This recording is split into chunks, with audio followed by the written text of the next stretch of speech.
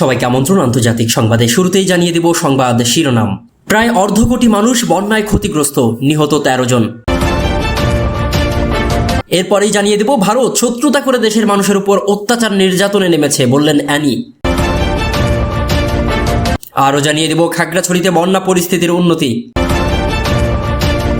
এরপরেই জানাবো যেভাবে একা একাই খুলে গেল ডম্বুর গেট। আরও জানিয়ে দেব বন্যায় 12 জেলায় অন্তত 90% মোবাইল টাওয়ার অচল। আর সর্বশেষ জানিয়ে দেব ভারতকে আন্তর্জাতিক নদী আইন মেনে চলার আহ্বান পরিবেশ উপদেষ্টার। এতক্ষণ জানাচ্ছিলাম সংবাদ শিরোনাম, এবার থাকবে বিস্তারিত। তবে বিস্তারিত খবরের আগে আপনাদের কাছে বলতে চাই, যারা এখনো আমাদের ইউটিউব চ্যানেলটি সাবস্ক্রাইব করেননি দ্রুতই সাবস্ক্রাইব করে আমাদের পাশেই থাকুন। প্রায় অর্ধ কোটি মানুষ বন্যায় ক্ষতিগ্রস্ত, নিহতের খবর এখনো পর্যন্ত 13 জনের পাওয়া গেছে। বন্যায় এখনো পর্যন্ত 11 জেলায় 45 লাখ মানুষ আক্রান্ত হয়েছে বলে জানিয়েছে দুর্যোগ ব্যবস্থাপনা ও ত্রাণ মন্ত্রণালয়। এছাড়া শুক্রবার 23 আগস্ট দুপুর পর্যন্ত 13 জনের মৃত্যুর খবর নিশ্চিত হওয়া গেছে। বন্যার সামগ্রিক পরিস্থিতি নিয়ে এদিন দুপুরে ব্রিফিং করেন দুর্যোগ ব্যবস্থাপনা মন্ত্রণালয়। সেখানে জানানো হয় এখনো পর্যন্ত 1,88,000 মানুষকে নিরাপদ আশ্রয়ে সরিয়ে নেওয়া হয়েছে। পরিস্থিতি মোকাবেলায় আইন শৃঙ্খলা রক্ষাকারী বাহিনী একসাথে কাজ করছে। নিহতদের মধ্যে কুমিল্লায় 4 জন, কক্সবাজারে 3, ফেনীতে 1 জন, চট্টগ্রামে 2 জন, নোয়াখালীতে 1, ব্রাহ্মণবাড়িয়ায় 1 ও লক্ষ্মীপুরে 1 জন রয়েছে। ব্রিফিংয়ে আরও বলা হয় কুমিল্লা ও ফেনীতে পরিস্থিতি তদারকিতে অন্তর্বর্তী সরকারের উপদেষ্টার অবস্থান করছেন। দুর্গত মানুষদের জন্য সাহায্য হিসেবে সরকারিভাবে 3,52,00,000 টাকা এবং 20,150 মেট্রিক টন চাল সহায়তা হিসেবে প্রদান করা হয়েছে বলেও জানিয়েছে দুর্যোগ ব্যবস্থাপনা ও ত্রাণ মন্ত্রণালয়।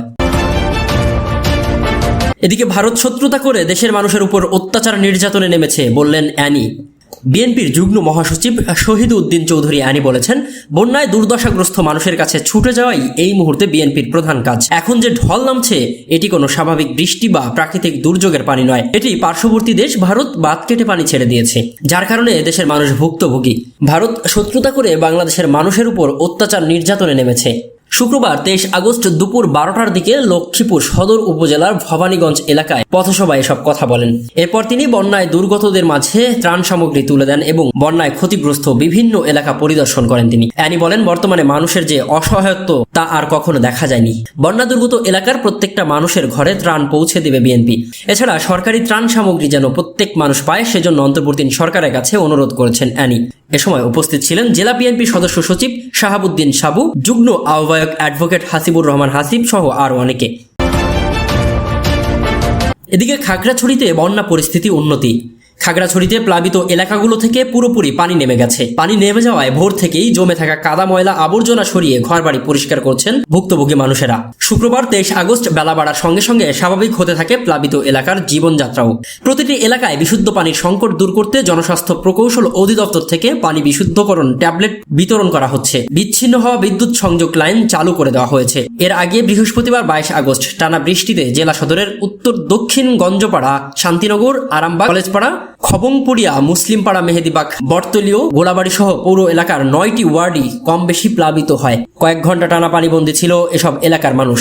দেখা দেয় বিশুদ্ধ পানির সংকট, বন্ধ করে দেওয়া হয় বিদ্যুৎ সংযোগ। এদিকে জেলার দিঘিনালা উপজেলারও প্লাবন পরিস্থিতি উন্নতির দিকে। দিঘিনালার কারাখালী থেকে পানি নেমে যাওয়ায় সড়ক যোগাযোগ স্বাভাবিক হয়েছে। তবে এখনও উপজেলার মেরুং এলাকায় কয়েকটি নিম্নাঞ্চলে পানি আছে, সেখান থেকে ধীরে ধীরে পানি নামছে। সড়কে পানি থাকায় বন্ধ রাঙামাটির লংগদু উপজেলার সঙ্গে যোগাযোগ বন্ধ আছে। এছাড়া দুর্গত এলাকার মানুষের মাঝে সেনাবাহিনী ও প্রশাসনের ত্রাণ তৎপরতা অব্যাহত রয়েছে বলেও জানা গেছে। এদিকে আগাম সতর্কবার্তা ছাড়াই গোমতী নদীর উপর নির্মিত ডম্বুর গেট খুলে দিয়েছে ভারত। এ কারণে বাংলাদেশে ভয়াবহ রূপ ধারণ করেছে বন্যা, এমন অভিযোগ অনেকেরই। বিশেষ করে তরুণ ছাত্র সমাজকে সামাজিক যোগাযোগ মাধ্যমে এ নিয়ে বেশ সরব দেখা যাচ্ছে। ডম্বুর গেট খুলে দেওয়ার প্রতিবাদে ঢাকা বিশ্ববিদ্যালয়ে বিক্ষোভ মিছিল হয়েছে। বৈষম্য বিরোধী ছাত্র আন্দোলনের কয়েক নেতা ও ত্রিপুরার গোমতী নদীর উজানে ডম্বুর গেট খুলে দেওয়াকে বন্যার কারণ হিসেবে বর্ণনা করেছেন। এই ঘটনায় এর আগে ভারতের পররাষ্ট্র মন্ত্রণালয় জানিয়েছে, ডম্বুর গেট ভারত খুলে দেয়নি, বরং তা একা একাই খুলে গেছে।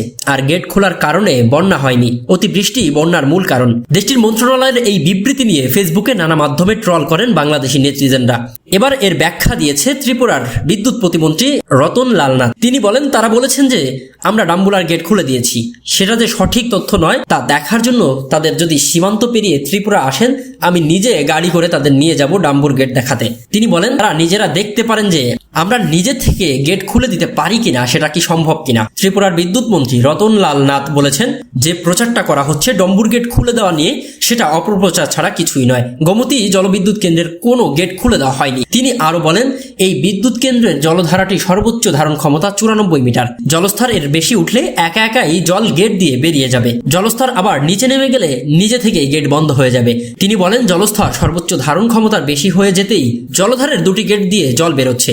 এর মধ্যে একটি গেট দিয়ে 50% জল বেরোচ্ছে। সংশ্লিষ্ট এলাকার মানুষকে আগে থেকেই মাইকিং করে সতর্ক থাকার অনুরোধ জানানো হয়েছিল। বৃহস্পতিবার তথ্য উপদেষ্টা নাহিদ ইসলাম বলেন আমরা দেখতে পাচ্ছি উজানের পানি বাংলাদেশে ধেয়ে এসে এই বন্যা পরিস্থিতি তৈরি করেছে। কোনো ধরনের আগাম সতর্কতা ও প্রস্তুতি নেওয়ার সুযোগ না দিয়েই এই যে বাঁধ খুলে দেওয়া হয়েছে, এটির মাধ্যমে ভারত অমানবিকতার পরিচয় দিয়েছে, বাংলাদেশের সঙ্গে অসহযোগিতা করেছে। তার প্রতিক্রিয়ায় ত্রিপুরার মন্ত্রী রতনলাল বিবিসিকে বলেছেন আমরা যদি অমানবিক হতাম তাহলে অনেক আগেই সেটা হতে পারতাম বিদ্যুৎ দেওয়া বন্ধ করে দিয়ে। কারণ বিদ্যুৎ বাবদ প্রায় 180 কোটি ভারতীয় টাকা তাদের কাছে আমাদের বকেয়া রয়েছে।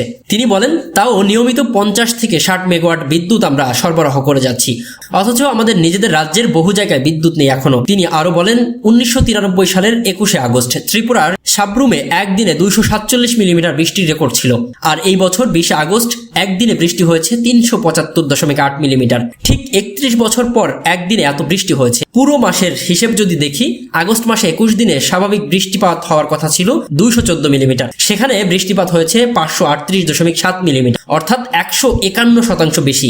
এত বৃষ্টিপাত হওয়ায় স্বাভাবিকভাবেই এত বড় বন্যা দেখা দিয়েছে। এদিকে বন্যায় 12 জেলায় অন্তত 90% মোবাইল টাওয়ারই অচল হয়ে গেছে। স্মরণকালের ভয়াবহ বন্যা দেখা দিয়েছে নোয়াখালী, লক্ষ্মীপুর, ফেনী সহ আশপাশের 12টি জেলায়। বন্যায় সেখানকার অন্তত 90% মোবাইল নেটওয়ার্ক টাওয়ার অচল হয়ে পড়েছে। বিদ্যুৎ সংযোগ না থাকায় টেলিযোগাযোগ বিচ্ছিন্ন হয়ে পড়েছে বেশিরভাগ এলাকায়। এতে উদ্ধার কাজ ও ত্রাণ তৎপরতা চালাতেও হিমশিম খাচ্ছে আইন শৃঙ্খলা বাহিনী ও স্বেচ্ছাসেবকরা। বিটিআরসি ইঞ্জিনিয়ারিং অ্যান্ড অপারেশন বিভাগের তথ্য অনুযায়ী এ পর্যন্ত বন্যার কারণে 12 জেলায় মোবাইল টাওয়ার বা সাইট অচল হয়ে যাওয়ার তথ্য পাওয়া গেছে। জেলাগুলো হলো নোয়াখালী, লক্ষ্মীপুর, ফেনী, কুমিল্লা, ব্রাহ্মণবাড়িয়া, চাঁদপুর, চট্টগ্রাম, খাগড়াছড়ি, হবিগঞ্জ, মৌলভীবাজার, সুনামগঞ্জ ও রাঙামাটি। শুক্রবার 23 আগস্ট সকাল 9টার তথ্য অনুযায়ী বন্যায় দেশের 12টি জেলায় 1807টি মোবাইল টাওয়ার অচল হয়ে গেছে। এদিকে বাংলাদেশ টেলিযোগাযোগ নিয়ন্ত্রণ কমিশনার বিটিআরসি ভিস্যাট ব্যবহার সহ বিভিন্ন বিকল্প উপায়ে প্রচেষ্টা চালানোর পরও মোবাইল টাওয়ারগুলো সচল করা সম্ভব হয়নি। এর আগে বৃহস্পতিবার রাতের রিপোর্ট অনুযায়ী 12 জেলায় 2025টি মোবাইল টাওয়ার অচলের তথ্য জানিয়েছিল নিয়ন্ত্রণ সংস্থা বিটিআরসি। সেই হিসেবে বিশেষ ব্যবস্থায় 217টি টাওয়ার সচল করা সম্ভব হয়েছে। বিটিআরসির সর্বশেষ তথ্য মতে ফেনীতে 509টি, নোয়াখালীতে 368টি, কুমিল্লার 533টি, লক্ষ্মীপুরে 54টি, ব্রাহ্মণবাড়িয়ায় 23টি, চাঁদপুরে 47, চট্টগ্রামে 75, খাগড়াছড়ি 36, মৌলভীবাজারে 39, সুনামগঞ্জে 11, রাঙামাটি 17 এবং হবিগঞ্জে 2টি মোবাইল টাওয়ার এখনও অচল। যেগুলো সচল রয়েছে সেগুলো কতক্ষণ সচল রাখা সম্ভব হবে তা নিয়ে শঙ্কায় অপারেটররা। ডাক, টেলিযোগাযোগ ও তথ্য প্রযুক্তি মন্ত্রণালয় জানিয়েছে 10টি ভিস্যাট প্রস্তুত রাখা হয়েছিল। সেগুলোর মধ্যে 5টি ফেনী জেলার প্রশাসককে পাঠানো হয়েছে। ভিস্যাটগুলো ব্যবহার করে টেলিযোগাযোগ সেবা সচল রাখার যথাসাধ্য প্রচেষ্টা চালানো হচ্ছে। আর এদিকে বন্যার মধ্যে টেলিযোগাযোগ সেবা সচল রাখতে নিয়ন্ত্রণ কক্ষ চালু করেছে বিটিআরসি। সংস্থাটি বলছে এই পরিস্থিতিতে 15 জনের ইমার্জেন্সি রেসপন্স দল গঠন করা হয়েছে, যারা দুর্যোগকালীন ও দুর্যোগ পরবর্তী সময়ে নিয়ন্ত্রণ কক্ষে দায়িত্ব পালন করবেন। বিটিআরসির ইমার্জেন্সি রেসপন্স দলের সঙ্গে যোগাযোগ করতে 880222217152 নম্বরে ফোন করতে হবে। আর বিটিআরসির কল সেন্টার 100 ব্যবহার করেও তাদের সঙ্গে যোগাযোগ করা যাবে। এদিকে ভারতকে আন্তর্জাতিক নদী আইন মেনে চলার আহ্বান পরিবেশ উপদেষ্টার। ভারতকে আন্তর্জাতিক নদী আইন মেনে চলার আহ্বান জানিয়েছে বন, পরিবেশ ও জলবায়ু পরিবর্তন এবং পানি সম্পদ মন্ত্রণালয়ের উপদেষ্টা সৈয়দা রেজওয়ানা হাসান। হবিগঞ্জের খোয়াই নদীর ঝুঁকিপূর্ণ বাঁধ পরিদর্শনে গিয়ে তিনি বলেছেন, প্রতিবেশী রাষ্ট্রের সাথে যদি চুক্তি নাও থাকে, আন্তর্জাতিক আইন অনুযায়ী উজানের দেশ হিসেবে ভারতের পানি ছাড়ার আগে আমাদেরকে জানানোর কথা, কিন্তু এবার সেটি প্রতিপালিত হয়নি। তবে এই ঘটনা থেকে শিক্ষা নিয়ে অভিন্ন নদীগুলো দিয়ে পানি ছাড়ার আগে যেন বাংলাদেশকে জানানো হয়, এই ব্যাপারে ভারতের কাছে আমাদের বার্তা পৌঁছানো হবে। শুক্রবার বিকেলে বাঁধ পরিদর্শনে যান তিনি। পানি সম্পদ মন্ত্রণালয়ের উপদেষ্টা বলেন, আন্তর্জাতিক নদী আইনের নীতি অনুযায়ী প্রতিবেশী রাষ্ট্রের প্রতি সহযোগিতামূলক মনোভাব রাখতে হবে। উজানের দেশগুলোকে, বিশেষত ভাটির দেশগুলোতে পানি ছাড়ার আগেই সতর্কতা প্রদান করা উচিত, যাতে ক্ষয়ক্ষতির আশঙ্কা কমানো যায়। রিজওয়ানা হাসান বলেন, অতীতের অভিজ্ঞতা থেকে শিক্ষা নিয়ে ভবিষ্যতে ভারতের সাথে অভিন্ন নদীগুলোর পানি ছাড়ার বিষয়ে আগাম সতর্কতার প্রয়োজনীয়তা বিষয়ে আলোচনা করা হবে। নদী খননের আগে নদীর দখল মুক্ত করতে হবে। দখলদারদের অনেক বড় বড় স্থাপনা রয়েছে, তাদের বিরুদ্ধে বৈষম্যহীনভাবে ধারাবাহিক অভিযান চালানো হবে, যোগ করেন তিনি। পরিদর্শনের পর তিনি হবিগঞ্জ সার্কিট হাউসে বৈষম্য বিরোধী ছাত্র আন্দোলনের অংশগ্রহণকারী শিক্ষার্থী ও সরকারি কর্মকর্তাদের সঙ্গে মতবিনিময় করেন এবং চুনারুঘাট উপজেলায় মুরাদ বন্দর মাজারে পিতার কবরও জিয়ারত করেন।